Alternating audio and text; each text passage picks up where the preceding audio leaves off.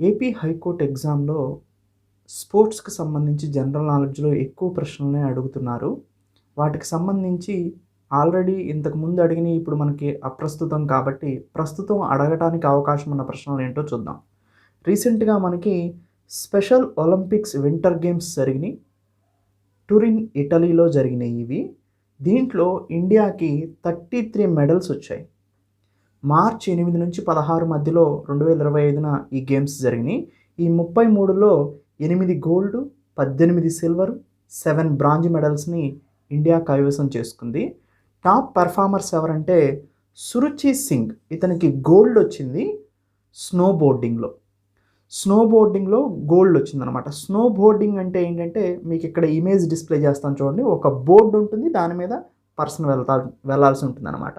Snow బోర్డింగ్‌లో ఇతనికి Suruchi Singh gold వచ్చింది. లద్దాఖ్‌కి సంబంధించిన ఇతను. అభిషేక్ యాదవ్‌కి గోల్డ్ వచ్చింది ఆల్పైన్ స్కింగ్‌కి.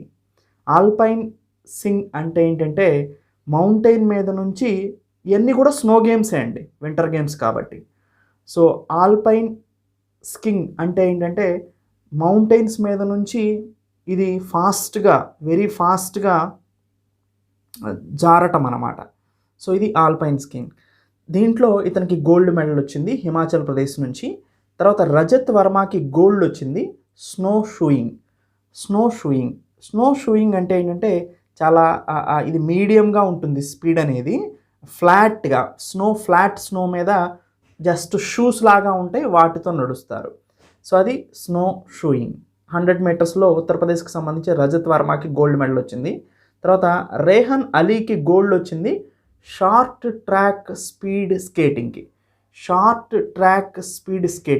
అంటే షార్ట్ ట్రాక్ ఉంటుంది, దాంట్లో స్కేటింగ్ చాలా స్పీడ్గా జరుగుతుంది. దీంట్లో 111 మీటర్స్లో ఢిల్లీకి సంబంధించిన రేహన్ అలీకి దీంట్లో గోల్డ్ మెడల్ వచ్చింది. తర్వాత Simran Gill and team women floor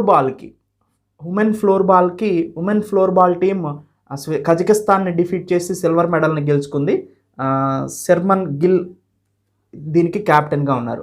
తర్వాత సలోని శర్మ ఉత్తరాఖండ్కి సంబంధించి ఆల్పైన్ స్కింగ్కే ఈమె కూడా సిల్వర్ వచ్చింది. శృతి మీనా స్నోయింగ్కి 200 మీటర్స్ గాను రాజస్థాన్కి సంబంధించిన శృతి మీనాకి సిల్వర్ వచ్చింది. ఇవి స్పెషల్ ఒలింపిక్ వింటర్ గేమ్స్కి సంబంధించినటువంటి ఇంపార్టెంట్ ఇన్ఫర్మేషన్. మొత్తం 33 మెడల్స్లో 8 గోల్డ్స్తో ఇండియా అనేది నిలిచింది. 18 సిల్వర్, 7 బ్రాంజ్ కూడా వచ్చాయన్నమాట. ఇంకా కొంతమంది పేర్స్ ఈ వీడియో కింద నేను ప్రొవైడ్ చేస్తాను.